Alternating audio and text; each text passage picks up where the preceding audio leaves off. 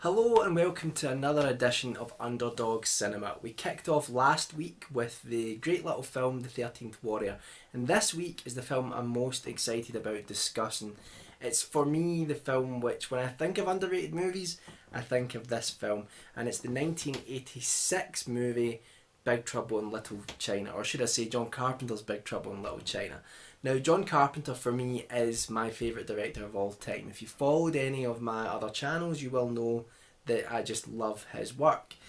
I don't think he's the greatest director of all time, but he's certainly my favourite, and he's certainly the director who, at a young age for me, really made me sort of become aware of a director. Because when I was a kid, everybody talked about Steven Spielberg. You knew what a Steven Spielberg film was. You knew, even just implicitly, you knew what his work entailed.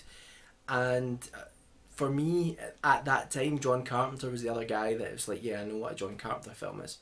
So John Carpenter had a massive impact on me as a kid. And one of the things I looked forward to most was a Friday night. On a Friday night, it was video night. Either my mum and dad would go down to the video store, or I would go down with them, or perhaps go down with a friend or with my brother, and we'd pick up a video and we would come back and we would watch it all together. And Big Trouble in Little China is one of those films that I remember from that time. It's one of those movies that just sort of etched this imprint in my mind. Other movies at that time that I always remember sort of getting out on video that really sort of shocked me that I was able to watch these movies at home. It was things like Return of the Jedi, The Goonies, Explorers, Gremlins, a whole bunch of other films. But Big Trouble in Little China is always one which has a special place in my heart. It was released in 1986, and it started off actually when it was originally envisaged. It was going to be a Western, and you can see that when you watch it, that it was actually going to be set in the 19th century, and you get that feeling from it, that it certainly does have that Western sort of vibe to it. In fact, Kurt Russell, who plays the lead in the film, actually is doing a pretty good John Wayne impersonation.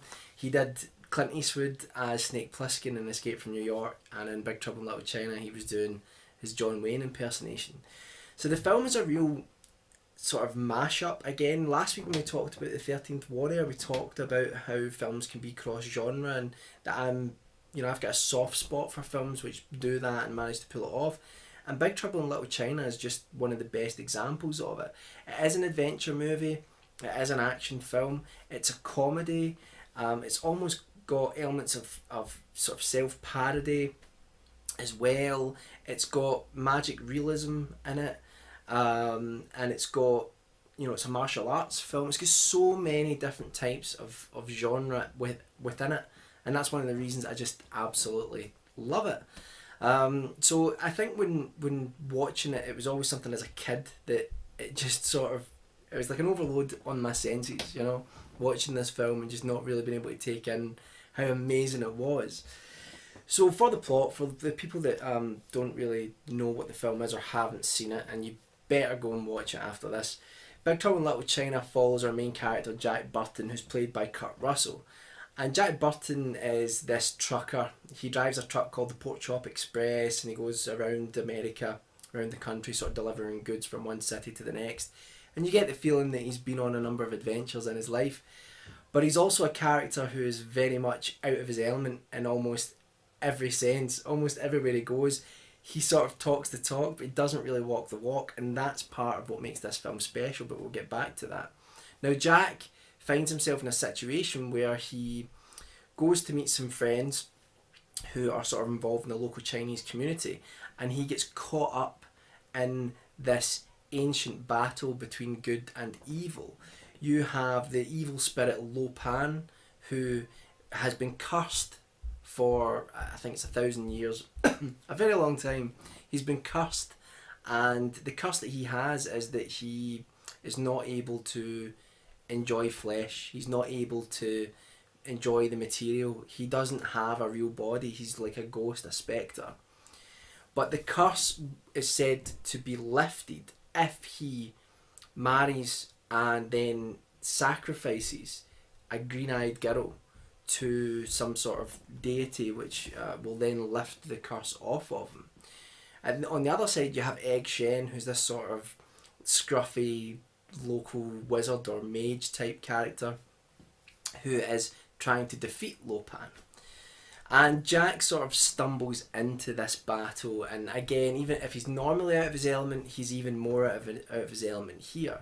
And he has this sidekick character who is like his friend, and what's brilliant about it is that the sidekick is actually the lead and the lead is the sidekick. That's the sort of premise of the film. That's one of the main conceits of the film, which is that actually the main character is out of his element and it's the sidekick who is actually always there on hand and always knows what to do. That's where a lot of the comedy comes from. The sidekick character Wang Chi is the sort of pivotal character of the film, really. He's the one that's not only introducing Jack Burton to this sort of Eastern culture where there are demons and wizards and warlocks and all these strange things going on, but he's also the sort of he's the pivotal character for the audience as well, because we're Jack Burton, we're getting sort of brought into that world which some of us may not be that familiar with unless you've been a sort of big fan of Hong Kong cinema. So as the film progresses, the main idea of it is that there's been a kidnap and it's all to do with these green-eyed girls, and the green-eyed girls are going to have to be sacrificed to this god so that Lopan can become whole again. But the problem is that he actually kidnaps two girls with green eyes. One initially is the fiance of the sidekick character, and then the other is actually a girl that Jack becomes quite enamoured with himself, so that's a sort of love interest. She's played by Kim Cattrall. So it's just a crazy film, and trying to synopsise, I'm trying to do my best, but it is a little bit difficult because it is all over the place, and that's part of the charm of this film. So Jack and this sort of ragtag bunch go in search of trying to save these girls from this sort of evil demonic man known as Lopan. So that's really the gist of it, but it doesn't entirely convey what the film is, and that was part of the problem when it came out. You see, it was marketed completely as something that it wasn't. The people, the producers and the marketing team seemed to think that they were getting an action film with someone like a Stallone in the lead. And apparently one of the producers on one of the screenings turned round to John Carpenter or Kurt Russell and said of Jack Burton, the main character, he's not very good, is he? So they didn't really get that that's the comedy of it, is that Jack Burton is always out of his element. If you watch Indiana Jones, sometimes he has that as well, and there's a charm to that where Indy is slightly out of his element. You see a look in his face where he's kind of like getting beaten up or doesn't really know if he's going to get out of this. And all this film does is it takes that to the extreme where the sort of main lead is really out of his element. But it's an absolute blast. But the problem was at the time that it was marketed as if it was going to be this big budget action film but with a sort of serious lead. And it's just not that. But it is a phenomenal action movie. It is a great adventure film. It's got all of that. It's just that people didn't know what to expect. And I believe what happened is that they pulled the marketing, and then the word of mouth wasn't very good. And a lot of the critical response to it at the time wasn't great either. A lot of people just lampooned the movie and said it wasn't very good. But luckily and thankfully, the film has been reevaluated now and it has a growing cult following. And I'm thinking that one day, probably in the not too distant future, Big Trouble in Little China will actually become a mainstream film like it was supposed to be. You know, it'll become a film which is really, really appreciated by the majority of people. But it's a film that every time I introduce it to someone who hasn't watched it, they look at the cover or they see the trailer and they go, I don't really fancy that. And then when they watch it, they're just like, this is great. And then everybody starts quoting lines from it. It's just such a quotable film as well. One of the biggest tragedies of Big Trouble in Little China is that it really marked the end of Carpenter's ambition to become a Hollywood director. After this film, he just decided that he really didn't want to work within the Hollywood system, and the reason for that was the way he was treated, the way the film was treated. It was treated abominably, and the fact that it was marketed as something else, and they didn't even put out much marketing in the first place, but then when they did, they got it wrong. So he was just really, really down about that and despondent. So after that, he went back to sort of doing more independent movies. And I think that's a shame, because I would have loved to have seen him do more studio pictures, because I think with a good budget behind him, Carpenter showed what he could really do, which was something really, really special. I cannot recommend Big Trouble in Little China enough. There are just so many things about it that I love. Little point of trivia, the Ghostbusters firehouse from the film Ghostbusters, funnily enough, is actually used in Big Trouble in Little China as well. What's funny about it when you watch it is that there's a tacked on beginning which doesn't really make any sense. And when I read about the film and listened to the commentary on the DVD, which by the way is one of the best commentaries for any film, it's just phenomenal. Definitely check that out. I mean, you don't even find out much about the movie, but it's just Carpenter and Kurt Russell sitting, chilling, having some beers, and just talking smack. It's really, really great. But what's interesting about it is that they mention that the beginning is actually tacked on. It's a false beginning. It was put there because the studios didn't think that the film would make much sense, and also they thought that if they had this little introduction where a character's talking about what's going to happen in the film and talk about it with a sort of serious tone, it would make Jack Burton to be more capable than he actually is. So you have the Egg Shen character sitting with someone, I don't even know what it is. I think it's like a guy in a I don't know if it's police or court or whatever. But the funny thing is, they don't return to this. This should have been, if they were going to put it in, it should have been like, should have bookended the movie, but it doesn't. They just have it at the start and then it's gone, and then they just continue with the film. So it is a little bit strange that way. There's some great effects in this film, really some great effects. I mean, some of them, some people might think are a bit hokey, but I think the sort of neon colour of the film is something that is, it really does convey the sort of otherworldly atmosphere of the movie, that when you think of the Jack Burton character going into this, you know, it's meant to be modern day America, but you realise that there's this sort of old Chinese culture that's sitting there as well, and I think it manages to sort of straddle that line really effectively. I just love the movie. I mean, I could go on about it for hours probably. I could probably do my own commentary on the movie because it's one of my favourite films of all time. But I just think it's so sad that it's been so underrated for so long, and really the biggest sadness of it is the fact that it should have been a franchise. And in fact, I think Carpenter wanted to make it into a franchise. Carpenter at one point even tried to get a television series off the ground with it. And it's just so sad that never happened, because to me Jack Burton could have been another Indiana Jones. He could have been that iconic. And because the thing is with Jack Burton, even though he sort of bumbles his way through things, he still comes out on top, and there's a sort of charm to that. He doesn't give up. So he is still a hero. Even though he's a bit of a bumbling fool at times, he is a hero. And he's one of my favourite heroes in any Hollywood picture, in any film.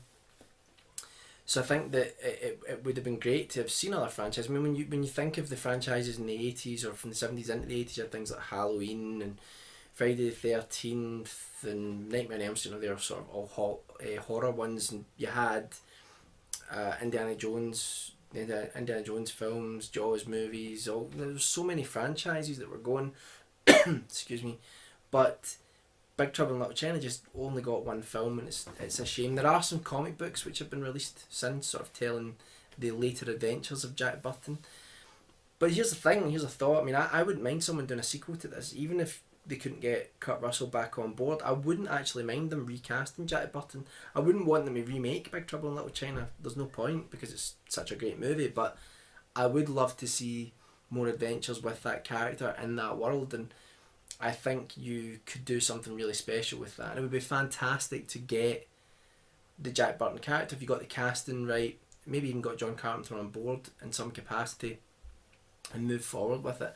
I think there is an audience there now for that, but unfortunately the sort of big corporations that run the movie studios now only really want to look at the the sure thing, you know, the movie properties which they know people already have a big interest in.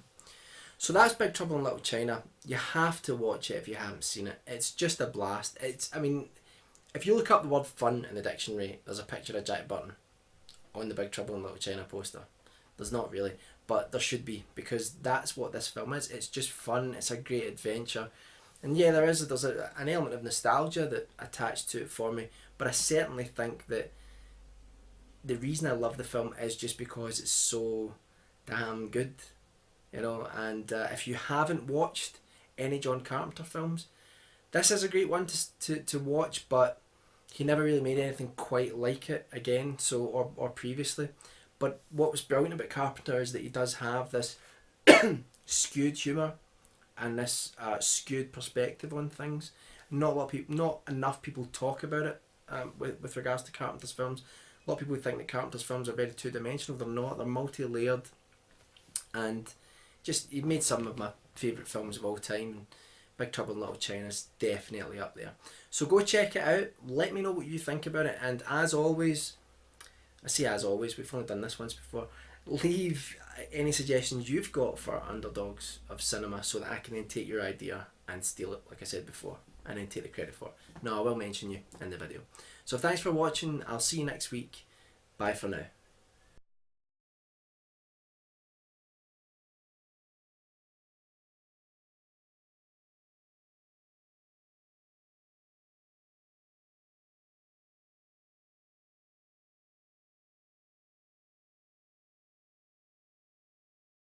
My favourite director of all time. If you followed any of my other channels, you will know that I just love his work.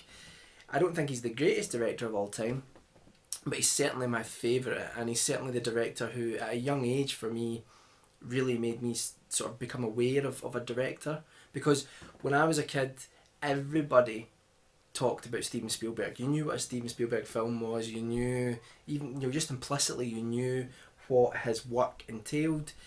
And for me, at that time, John Carpenter was the other guy. When you watch it, that it was actually going to be set in the 19th century, and you get that feeling from it, that it certainly does have that Western sort of vibe to it.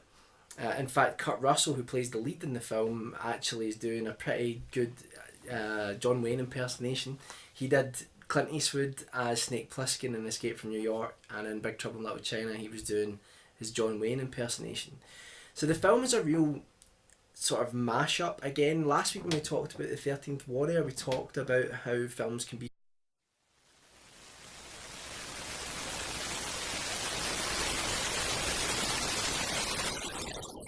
Hello and welcome to another edition of Underdog Cinema. We kicked off last week with the great little film The 13th Warrior, and this week is the film I'm most excited about discussing. It's for me the film which, when I think of underrated movies, I think of this film, and it's the 1986 movie Big Trouble in Little China, or should I say John Carpenter's Big Trouble in Little China. Now John Carpenter for me is other movies at that time just that I always remember sort of getting out on video that really sort of shocked me that I was able to watch these movies at home. It was things like Return of the Jedi, The Goonies, Explorers, Gremlins, a whole bunch of other films.